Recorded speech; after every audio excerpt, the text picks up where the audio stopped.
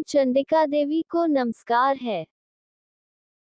मार्कंडेय ऋषि कहते हैं, विशुद्ध ज्ञान ही जिनका शरीर है, तीनों वेद ही जिनके तीन दिव्य नेत्र हैं, जो कल्याण प्राप्ति के हेतु हैं तथा अपने मस्तक पर अर्धचंद्र का मुकुट धारण करते हैं, उन भगवान शिव को नमस्कार है।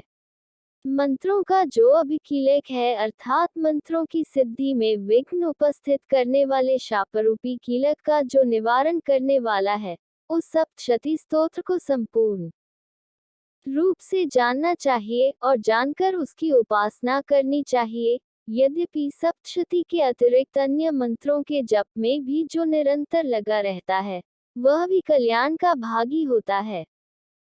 उसके भी उच्चाटन आदि कर्म सिद्ध होते हैं तथा उससे भी समस्त दुर्लभ वस्तुओं की प्राप्ति हो जाती है। तथापि जो अन्य मंत्रों का जप न करके केवल इस सप्तशती नामक स्तोत्र से ही देवी की स्तुति करते हैं, उन्हें स्तुति मात्र से ही सच्चिदानंद स्वरूपिणी देवी सिद्ध हो जाती है। उन्हें अपने कार्य की सिद्धि के लिए मंत्र, औषधि तथा अन्य किसी साधन के उपयोग की आवश्यकता नहीं रहती। बिना जप के ही उनके उच्चाटन आदि समस्त आभिचारिक कर्म सिद्ध हो जाते हैं। इतना ही नहीं, उनकी संपूर्ण अभीष्ट वस्तुएं भी सिद्ध होती हैं।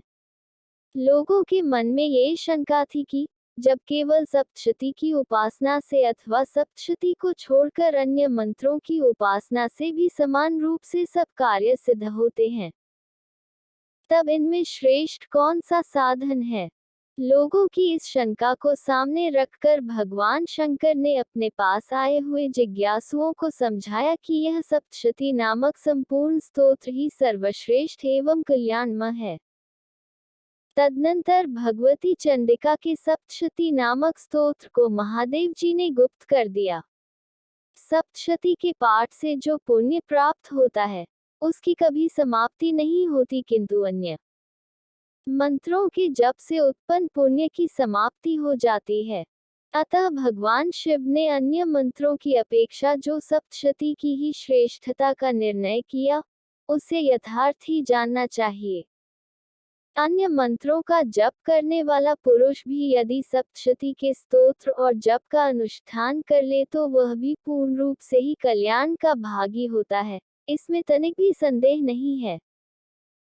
जो साधक कृष्ण पक्ष की चतुर्दशी अथवा अष्टमी को एकाग्रचित होकर भगवती की सेवा में अपना सर्वस्व समर्पित कर देता है और फिर उसे प्रसाद रूप से ग्रहण करता है, उसी पर भगवती प्रसन्न होती है, अन्यथा उनकी प्रसन्नता नहीं प्राप्त होती। इस प्रकार सिद्धि के प्रतिबंधक रूप कील के द्वारा महादेव जी ने इस स्तोत्र को कीलित कर रखा है। जो पूर्वोक्त रीति से निष्कीलन करके इस सप्तशती स्तोत्र का प्रतिदिन स्पष्ट उच्चारण पूर्वक पाठ करता है, वह मनुष्य सिद्ध हो जाता है, वही देवी का पार्षद होता है और वही गंधर्व भी होता है। सर्वत्र विचरते रहने पर भी इस संसार में उसे कहीं भी भय नहीं होता। वह मृत्यु के वश में नहीं पड़ता तथा देह त्यागने के बाद मोक्ष प्राप्त कर लेता है।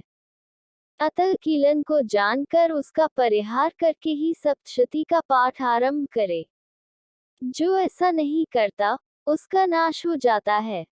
इसलिए कीलक और निष्कीलन का ज्ञान प्राप्त करने पर ही यह स्तोत्र निर्दोष होता है और विद्वान पुरुष इस निर्दोष स्तोत्र का ही पाठ आरंभ करते हैं।